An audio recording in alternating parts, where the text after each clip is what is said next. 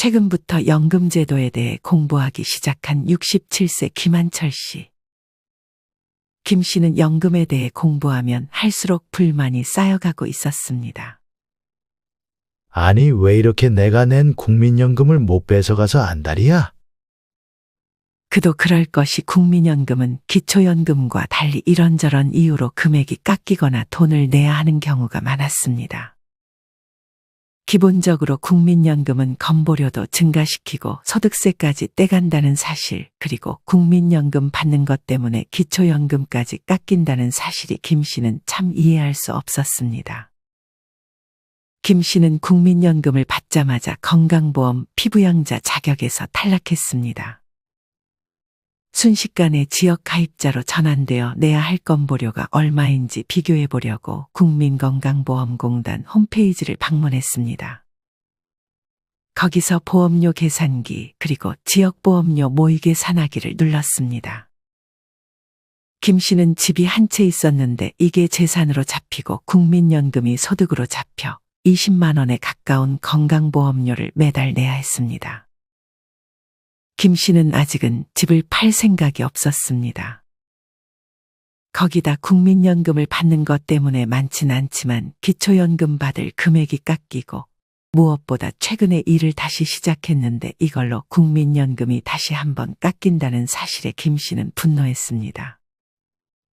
노인들 일을 하라는 거야, 말라는 거야? 국민연금에 소득세가 붙는다는 사실은 처음 알았네요. 오늘 김 씨의 집에 놀러온 김 씨의 동생이 말을 걸었습니다.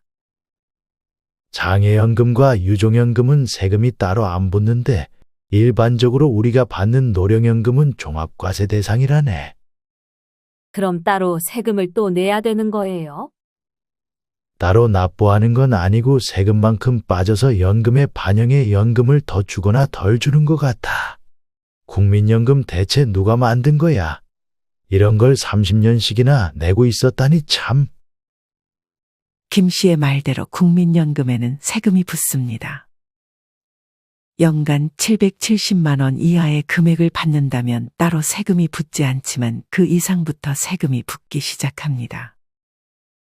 연간 1,000만 원의 연금을 받을 시에 연에 11만 원의 세금이 붙고 1,500만 원을 받을 시 연에 36만 원, 연간 2천만 원의 국민연금을 받을 시 연에 63만 원 정도의 세금이 부과됩니다.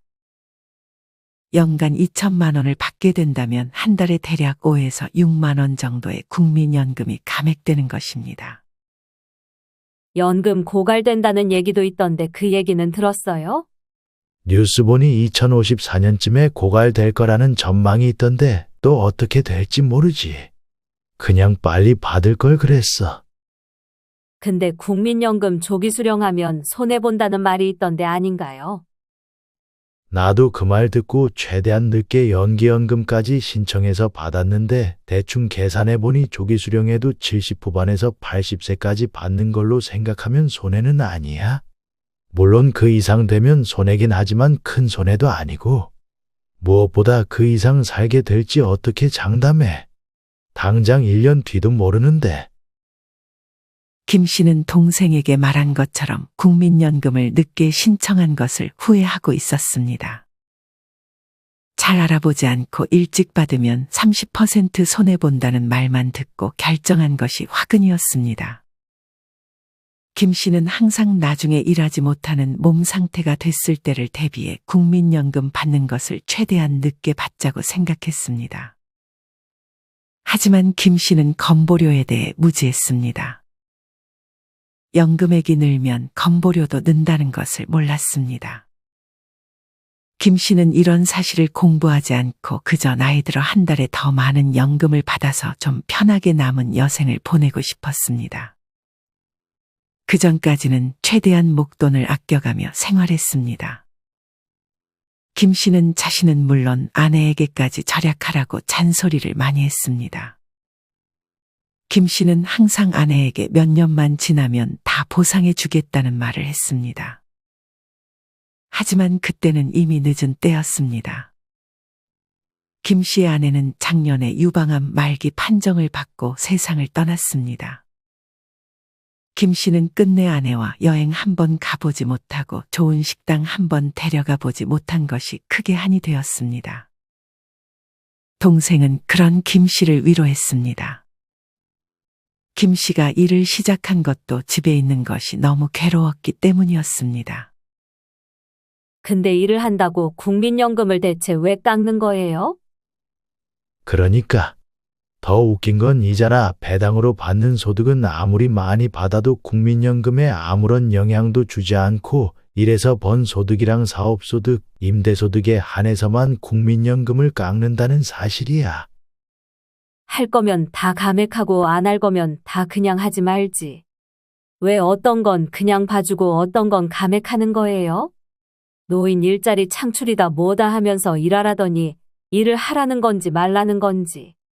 한 달에 얼마를 벌면 감액되는 거예요? 보니까 300만 원 정도였던 것 같은데 정확히는 298만 9천 원이네. 저 아는 사람은 지금도 일하고 임대소득까지 합치면 400만 원 정도 버는 것 같은데 이럴 경우에는 국민연금이 얼마나 깎이는 거예요? 400만 원이면 기준인 298만 9천 원보다 100만 원 이상 초과액이기 때문에 5만 원에서 15만 원이 깎일 수 있겠네. 이분이 국민연금으로는 100만 원 정도 받는다고 했으니까 10만 원 정도 깎인다고 가정하면 한 달에 국민연금으로는 90만 원만 받는 거네요. 근데 여기서 끝이 아니야. 아까 내가 국민연금이 종합과세 대상이라고 했잖아. 만약 국민연금 외에 다른 소득이 있으면 둘이 합쳐서 또 세금을 내야 돼.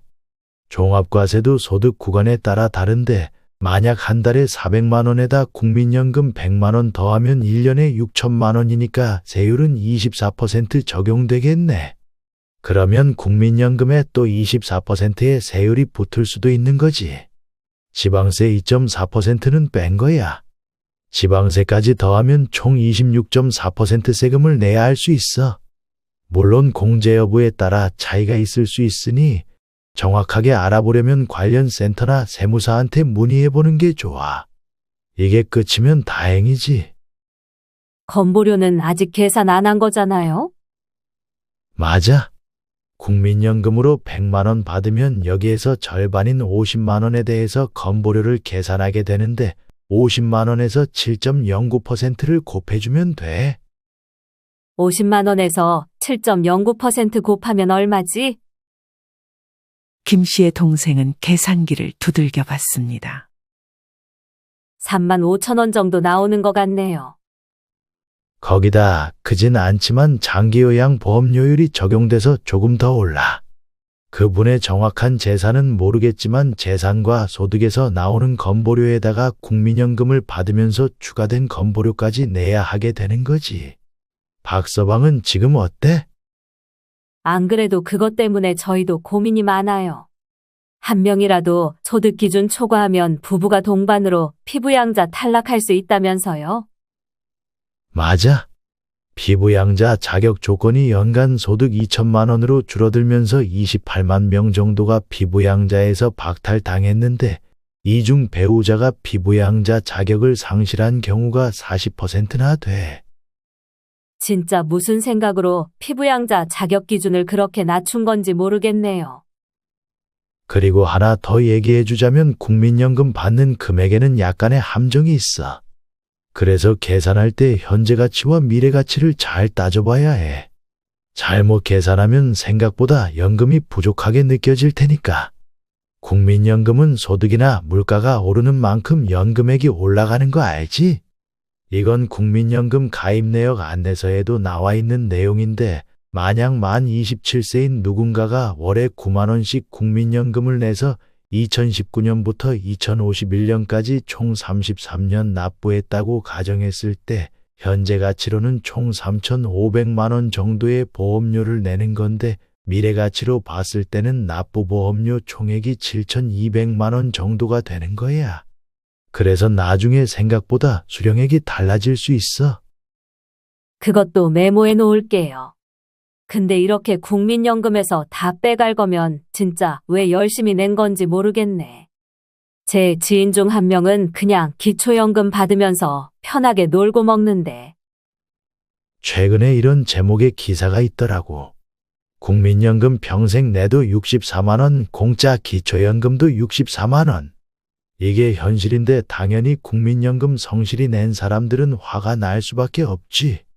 요새 기초연금 40만 원까지 오른다고 하잖아. 이게 만약 이뤄지면 부부가 모두 기초연금을 최대로 받게 됐을 때 64만 원을 받을 수 있어. 이건 부부감액제도가 적용된 금액이고 요새 또 부부감액은 폐지한다는 얘기도 있잖아. 이게 만약 폐지되면 이보다 더 받을 수도 있는 거지. 반면 국민연금 깎일 거 다 깎이면 정말 기초연금보다 못 받을 수도 있다니까. 참 아이러니한 상황이네요. 기초연금은 건보료와 소득세도 부과하지 않잖아요.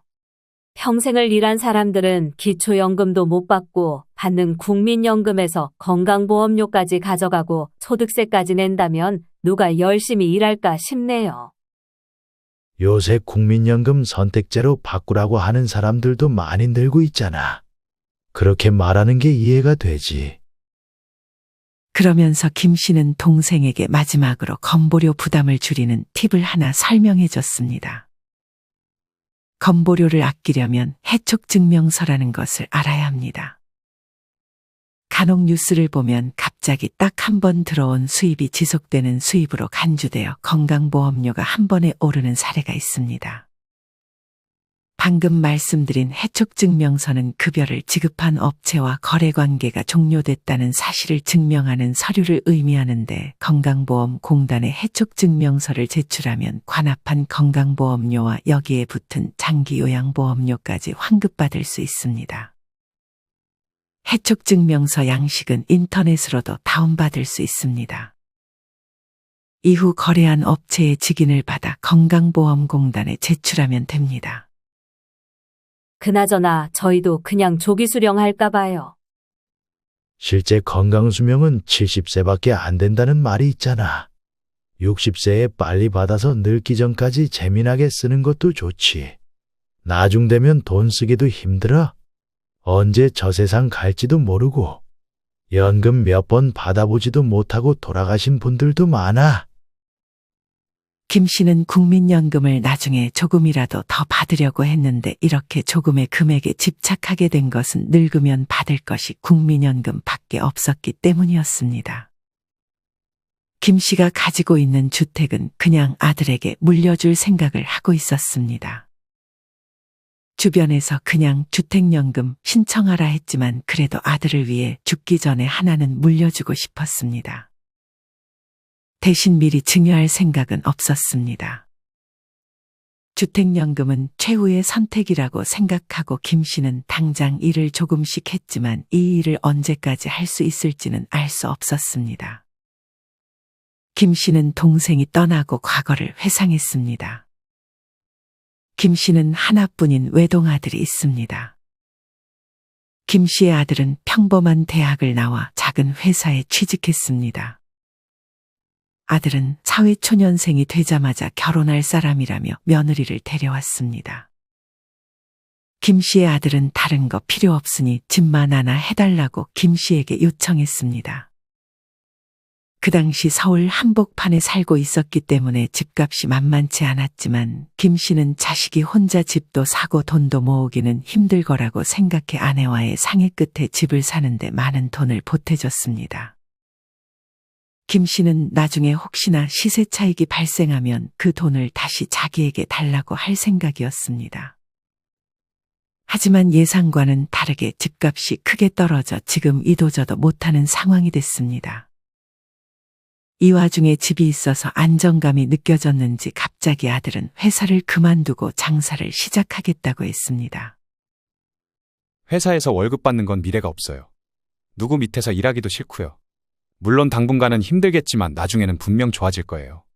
아버지한테 손 벌릴 일은 없을 테니까 너무 걱정 마세요. 이 말을 하고 아들은 대출을 받고 삼겹살 집을 차렸습니다.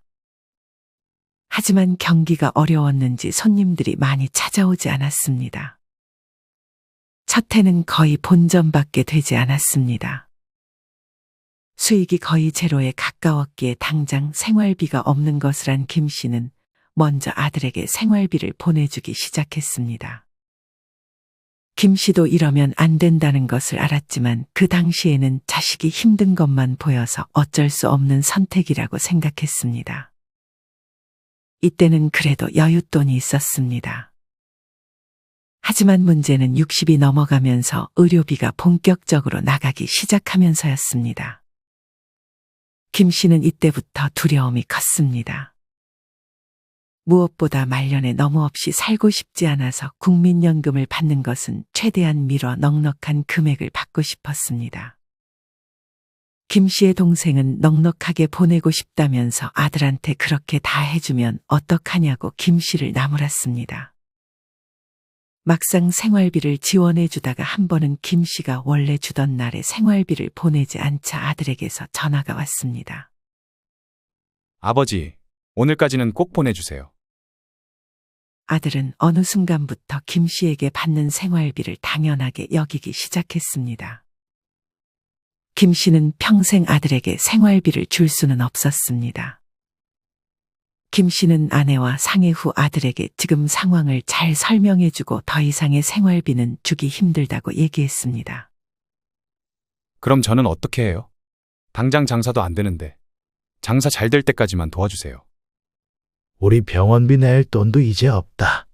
장사가 안 되면 얼른 접고 다른 일 알아보는 게 어때? 차라리 집을 팔고 작은 집으로 이사를 가든지. 돈 없으면 원룸에서 다시 시작할 줄도 알아야지. 힘들게 고생하는 건 싫은 거야. 김 씨는 아들에게 생활비를 지원해 준 것을 후회했습니다. 어떻게 해서든 아들이 벌인 일은 자기가 수습하게 했어야 했습니다. 이후 아들은 부모님에게 삐져서 연락도 오지 않았지만 장사를 그만두고 다시 회사를 잘 다니는 것 같았습니다.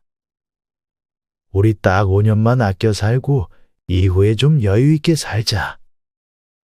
김 씨는 자신의 생각을 아내에게 설득했습니다. 김 씨와 아내는 그렇게 나중에 여행을 갈 계획도 세웠습니다. 하지만 아내는 그 시간을 기다려주지 않았습니다. 김 씨는 건강하고 조금이라도 체력이 좋을 때 아내와 인생을 즐기지 못한 것을 후회했습니다. 김 씨도 이제는 아내가 없으니 연금을 받아도 막상 쓸 데가 많지 않았습니다. 물론 아직은 자식에게 손을 벌리지 않아도 된다는 사실이 좋았지만 혼자서 무언가를 할 계획은 아직 세우지 못했습니다. 김 씨는 아내와 쓰기로 한 것들을 혼자 쓰기가 죄스럽기도 했습니다. 김 씨는 과거에 아끼는 걸 최고라 생각하고 항상 나중 일을 걱정한 것을 크게 후회했습니다. 여러분은 김 씨의 이야기를 어떻게 들으셨나요? 아들에게 너무 많은 지원을 한 부분과 마지막에 주택연금을 포기한 것은 조금 아쉬운 선택인 것 같습니다. 물론 연금 수령 시기는 각자의 상황에 맞게 결정해야 합니다. 무조건 조기 수령이 좋다, 연기연금이 좋다는 것은 없지만 만약 아프기 전에 혼자 혹은 배우자와 많이 즐기고 싶다 하는 분들은 조기 수령이 좋은 선택이 될 수 있습니다. 이렇게 연금 등의 노후 준비와 관련한 정보들을 여러분은 잘 알아보고 계신가요? 김 씨처럼 제대로 알아보지 않는다면 건보료를 갑자기 많이 내야 할 수도 있고, 해촉 증명서라는 것을 모르고 제출하지 않는다면 과하게 부담된 건보료를 이유도 없이 계속 내는 경우도 있습니다. 여러분은 연금을 포함하여 노후를 잘 준비해 나가고 계신가요? 노후를 잘 준비하라는 말은 이젠 조금 식상한 말처럼 들릴지는 몰라도 너무 중요하기 때문에 한 번씩 나의 노후 준비가 어떤 상태인지 돌아보는 것이 좋습니다. 노후 준비에는 연금 등의 소득뿐 아니라 마음가짐과 거처도 매우 중요합니다. 지금부터는 이런 노후를 위해 알면 좋은 지혜 5가지에 대해 알려드리겠습니다. 오늘 영상 끝까지 시청하여 여러분께 도움되는 정보들 다 얻어가셨으면 좋겠습니다. 그럼 다시 이어가겠습니다. 첫째, 친화력보다 고동력을 키워라.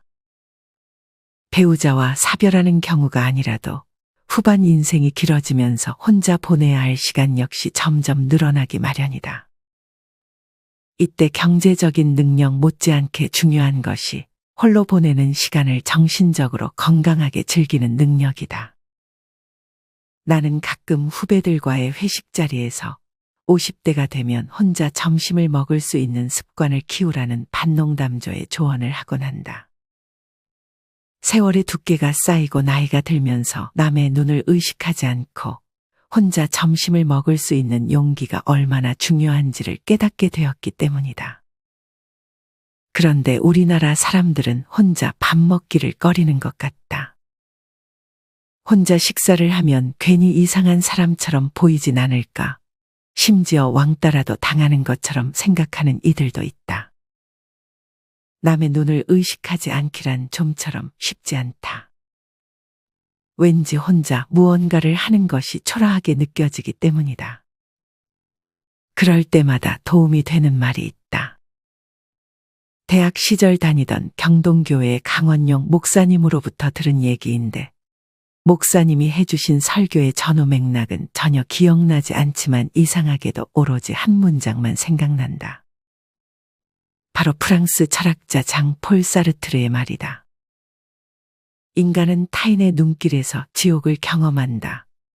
남의 눈을 의식하는 데서 벗어나는 게 얼마나 중요한지 모른다. 나는 고독력을 단순히 혼자 있는 외로움을 견디는 능력과 달리 홀로 있는 시간을 즐기고 창의적으로 활용하는 힘으로 구별할 필요가 있다고 본다. 고독력을 키우면 많은 혜택을 누릴 수 있다. 먼저 고독력을 키우면 충분한 자기 성찰을 통해 문제 해결 능력을 키우고 삶을 창조적으로 이끌 수 있다. 또한 다른 사람들에게 부담이나 피해를 주지 않고도 일상생활을 유지할 수 있기 때문에 품격 있는 노년을 보내는데 유리하다. 보통 노후 준비라고 하면 돈만 생각하고 그 돈을 어떻게 마련할지에만 초점을 맞추는 이들이 대부분이다. 하지만 이러한 두려움 역시 고독력으로 상당 부분 해결할 수 있는 문제다. 고독력이 있다면 자신의 여건에 맞춰 생활할 수 있기에 은퇴 후에도 당당하게 살아갈 수 있는 것이다. 다시 한번 말하지만 100세 시대에는 자신의 의지나 바람과 상관없이 혼자 사는 시간이 길어질 수밖에 없다.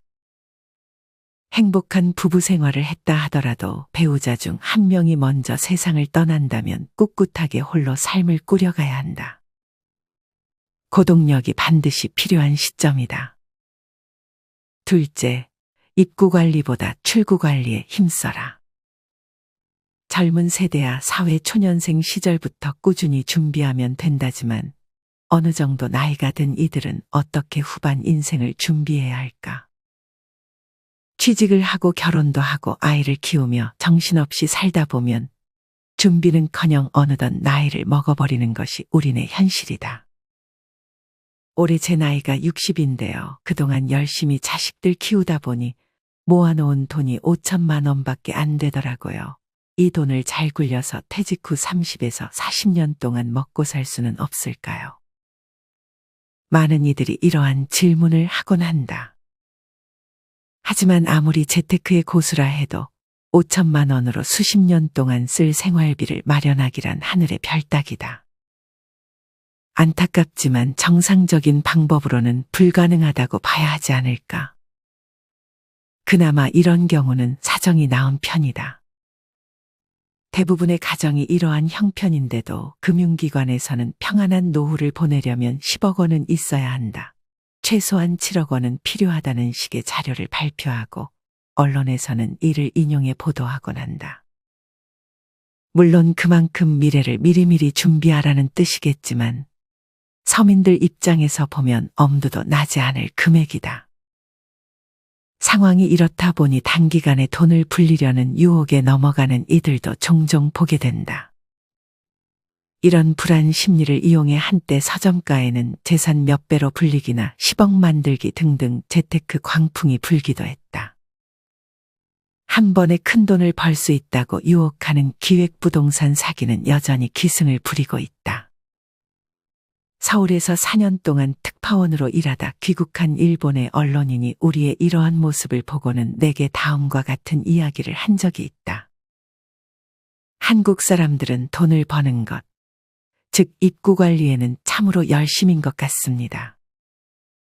그런데 나이가 들어 벌어놓은 돈이 모자랄 경우에는 어떻게 그 환경에 맞추어 살 것인지, 그리고 부자가 됐을 때 그 돈을 어떻게 아름답게 쓸 것인지, 즉 출구 관리에 대해서는 전혀 배우지 못한 듯합니다. 가정에서도 학교에서도 사회에서도 이런 내용을 가르치지 않는 것 아닌가요? 이 말을 듣는 순간 한편으로는 불쾌하면서도 한편으로는 얼마나 얼굴이 화끈거렸는지 모른다. 우리 사회 분위기를 볼 때 그의 말이 크게 틀린 것 같지 않았기 때문이다. 노후 설계 전문가로 일해온 개인적인 경험에 비추어 보건대 돈은 어떻게 버는지도 중요하지만 어떻게 쓰는지가 훨씬 더 중요한 것 같다. 벌이가 없는 정년 후일수록 더더욱 그러할 것이다. 조금만 절약하면 현역 때와 별다른 차이 없이 살 수 있는데도 무리하게 재테크를 해서 재산을 늘리려는 이들이 의외로 많다. 초라해 보이고 싶지 않은 마음이야 충분히 이해가 되지만 자신의 형편을 생각지 못하고 남들 눈을 신경 쓰다 무리한 길에 발을 들여놓는 이들을 볼 때마다 안타까운 마음이 앞선다. 다시 한번 말하지만 노후 자금을 모으는 것 못지않게 노후 자금을 어떻게 쓸 것인지도 대단히 중요하다. 자산 설계, 지출부터 줄여라. 퇴직 후 이렇다 할 계획도 없이 자영업에 무조건 뛰어들었다가 실패하는 이들도 평소 출구 관리에 대해 배우지 못한 우리네 현실을 보여주는 예일 것이다. 우리나라에서 음식점은 25가구당 하나에 달할 정도로 포화 상태라고 한다. 경쟁이 치열한 줄 알면서도 너도 나도 치킨집이나 커피숍, 음식점에 뛰어드는 이유는 별다른 기술이 필요 없어서이기도 하지만 한마디로 돈 때문이다. 후반 인생에서 가장 큰 문제가 되는 것은 역시 돈이다. 소득이 눈에 띄게 줄어들 수밖에 없으니 말이다. 지출 금액은 자신의 의지로 관리할 수 있다. 반면 금리나 주가는 그 누구도 컨트롤할 수 없다. 수입 또한 노력한다고 해서 무작정 늘어나는 것은 아니다. 결국 자신의 힘으로 관리할 수 있는 것은 가계 지출을 줄이는 것뿐이다. 절약이라는 전략은 중요한 투자법이기도 하다. 절약하지 않는 것은 가장 투자 효율이 높은 투자 상품을 눈앞에 두고도 외면하는 것과 같다. 예를 들어 1만 원을 써야 하는 일인데 9천 원으로 해결했다면 그 순간 그렇게 하지 못한 사람에 비해 10%의 수익률을 달성한 셈이다. 리스크 없이 이런 고수익을 낼 수 있는 금융상품은 세상 어디에도 없다. 게다가 금리나 주가가 어떻게 움직이든 상관없지 않은가. 절약이야말로 가장 확실한 자산운용 방법이다. 가령 자녀들을 모두 출가시킨 부부가 대출금도 갚지 못했는데 큰 평수의 집에 살고 있는 경우라면 더더욱 구조조정을 서둘러야 한다. 대형 아파트로 인해 늘어나는 생활비도 문제지만 장기적으로 봤을 때 대형 아파트 가격 전망이 밝지 않기 때문이다. 2035년에는 우리나라 전체 가구 중 1인 가구와 2인 가구를 합한 비율이 68%로 늘어날 거라는 통계 역시 이러한 전망을 뒷받침하고 있다. 그 외에도 1년에 한두 번 쓸까 말까 하는 골프 회원권, 거의 수익이 나지 않는 금융자산 등은 매각해서 반드시 부채를 정리하는 데 써야 한다. 후반 인생의 자산 관리는 가계의 구조조정에서부터 시작해야 한다는 사실을 꼭 기억하자. 셋째, 체면을 버리는 것은 최고의 경쟁력이다. 가장 중요한 삶의 경쟁력 중 하나가 오래 일하는 것임은 누구도 부인할 수 없는 사실일 것이다. 오래 일하면 삶의 활력을 유지할 수 있고 돈을 벌어 노후 자금에 대한 부담도 줄일 수 있기 때문이다. 지금까지 만나온 사람들을 보면 오래 일하는데 가장 큰 걸림돌은 조건이나 나이가 아니라 체면인 것 같다. 아이러니하게도 사회적으로 높은 위치에 오른 사람들일수록 사정은 더욱 만만치 않다. 대기업의 고위직으로 일하다 돌아가신 분의 자제와 대화를 하다 보니 퇴직 후 고인이 심정적으로 가장 불편해했던 것은 자동차와 운전기사가 사라진 것이었다고 한다. 알게 모르게 남들이 자신을 어떻게 보는지를 은근히 마음에 두고 있었던 모양이다. 이처럼 사람은 지위가 높으나 낮으나 체면을 중요시하는 듯하다. 하지만 지금처럼 준비되지 않은 30에서 40년을 살아야 하는 시기에는 체면을 어떻게 잘 버리는지가 개인의 경쟁력을 크게 좌우할 것이다. 나이가 들어서까지 일을 하려면 좋은 일은 젊은 사람에게 양보하고 허드렛 일을 해야 한다는 사실을 자연스럽게 깨닫게 된 것이다. 허드렛 일이라는 표현이 조금은 불편하게 들린다면 눈높이를 낮춘다는 말로 바꾸어 보자. 아무리 잘난 사람이라도 언제나 중심에 서서 일할 수는 없는 법이다. 자신이 메인이 되는 일을 하면 좋겠지만 그렇지 못한다 해도 현실을 받아들이고 눈높이를 낮추는 자세를 갖춰야 한다. 다행스럽게 최근 몇 년 사이에 우리 사회의 분위기도 빠르게 바뀌어가고 있다. 체면을 버리고 허드렛 일이라도 하겠다는 사람들이 늘어나고 있는 것이다.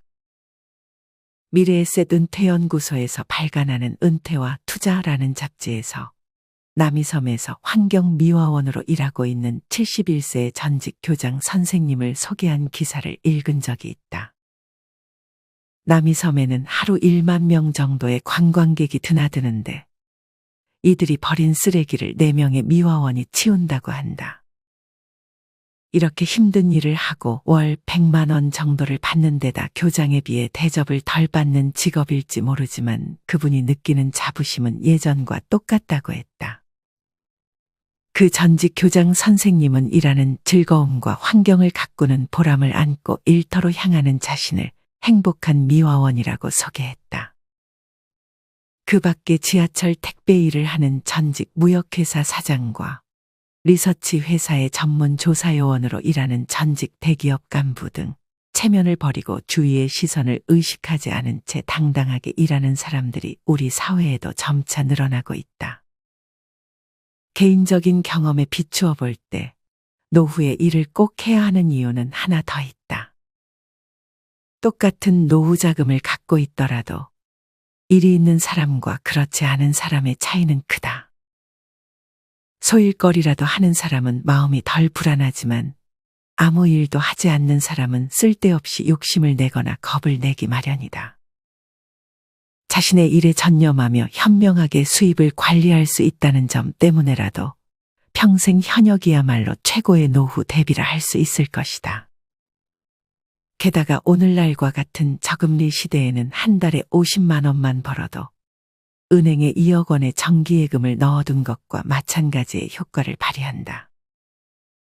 정기예금 2억 원을 모은다는 게 말처럼 그리 쉬운 일인가? 월 50만 원의 근로소득이 2억 원의 정기예금과 같은 효과임을 감안한다면 평생 일하는 것이 얼마나 중요한지 알 수 있다. 한치 앞을 알 수 없는 것이 우리네 인생이기에 체면을 버리고 어떤 일이든 하겠다는 마음가짐이 절실히 필요한 시대다. 넷째, 집에 대한 생각, 이제는 바꿔라. 주택의 규모를 줄여라. 고령사회를 일찍 경험한 일본에서는 노부부만 살거나 배우자가 사별에 혼자 살 경우 18에서 20평쯤 되는 작은 집을 고른다고 한다. 입지적으로는 쇼핑, 의료, 취미, 오락, 친교를 가까운 데서 해결할 수 있는 도심에 자리 잡고 있으며 그 중에서도 가장 선호하는 입지는 병원이 가까운 곳이라고 한다. 그런데도 여전히 우리나라의 경우 자녀들을 독립시킨 부부가 큰 평수의 집을 고집하는 모습을 자주 보게 된다. 심지어 자녀가 결혼하면 새로운 식구가 들어오기 때문에 집을 넓혀야 한다고 주장하는 이들도 있다. 사위나 며느리가 들어왔으니 큰 집이 필요하다는 것이다. 1년에 몇 번 와서 머물다 갈지도 모르는 자녀들 때문에 그렇게 꼭 넓은 집에 사는 게 옳은 것일까? 게다가 정기적인 수입이 있을 때는 관리비에 대한 부담이 적었을지 몰라도 퇴직 후에는 이 또한 결코 만만치 않다. 게다가 집에 관한 모든 문제는 가격적 측면을 떠나 라이프 스타일을 고려해야 한다. 왕성하게 현역으로 활동하던 시절에야 주택은 보금자리인 동시에 좋은 투자 수단이었을 것이다. 그러나 퇴직 후에는 집에 대한 관점을 새롭게 정리할 필요가 있다. 무엇보다 병원이나 쇼핑시설은 가까운지, 노부부가 살기에 적합한 크기인지, 이웃은 어떤 사람인지 등을 잘 살펴야 할 것이다. 주택연금을 활용하라. 은퇴 전에 살던 집을 줄여 작은 집으로 옮긴다 해도 늘어난 후반 인생을 감안하면 생활비가 턱없이 부족하기 마련이다. 그런데 가진 것이라곤 살고 있는 집 한 채뿐이라면 이를 어떻게 활용해야 할까? 이때 가능한 것이 바로 주택연금이다. 주택연금은 살고 있는 집을 담보로 주택 소유자 및 배우자가 사망할 때까지 연금을 수령하는 제도다. 외국에서 은퇴자를 위해 실시되는 영모기지론이 우리나라에서는 주택연금이라는 이름으로 시행되고 있다. 다섯째, 지금 당신의 모습이 노후를 만든다. 인간은 누구나 늙는다. 자연히 언젠가는 노후를 맞이하게 된다. 그런데 안타깝게도 노후라고 하면 많은 젊은이들이 아주 먼 이야기처럼 받아들인다. 평균 수명이 길어지면서 노후를 무조건 어둠의 그림자처럼 부정적인 뉘앙스로 바라보는 시선도 적지 않다. 심지어 오래 살게 된 덕분에 마지못해 살아야 하는 시간처럼 짐스럽게 여기는 이들도 있다. 지금 우리에게 필요한 것은 노후에 대한 인식의 전환이다. 노후를 사회의 뒤편으로 물러나 가만히 생의 마지막을 기다리는 시간쯤으로 생각해서는 결코 안 된다.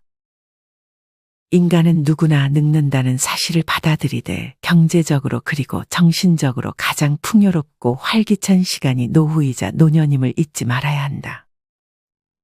물론 우리네 인생이 그렇듯 아름다운 노후를 보내는 것이 말처럼 쉽지만은 않을 것이다. 자식들 키우고 하루하루 살기도 힘든 마당에 미리미리 노후를 챙기기가 어디 만만한 일이던가. 하지만 그럴수록 젊은 시절부터 부단한 노력을 해야 한다. 노후를 먼 나라 이야기쯤으로 생각지 말고 인생 설계에서 빼놓을 수 없는 주된 테마로 인정하고 차근차근 계획을 세워보자. 오늘의 영상이 여러분에게 도움이 되셨나요? 아무리 바쁘고 여유가 없어도 노후를 대비하는 시간을 반드시 한 달에 한 번씩은 가져보는 것이 좋습니다. 월초나 월말 그 외의 날짜 하루를 정해서 내가 꿈꾸는 노후에 대해서 적어보고 내가 지금 그 방향으로 잘 가고 있는지 체크해보는 시간을 가져보시면 좋을 것 같습니다. 이상으로 오늘의 영상을 마치겠습니다. 우리 모든 구독자분들의 행복한 여생을 응원합니다. 다음에 더 좋은 내용으로 찾아뵙겠습니다. 감사합니다.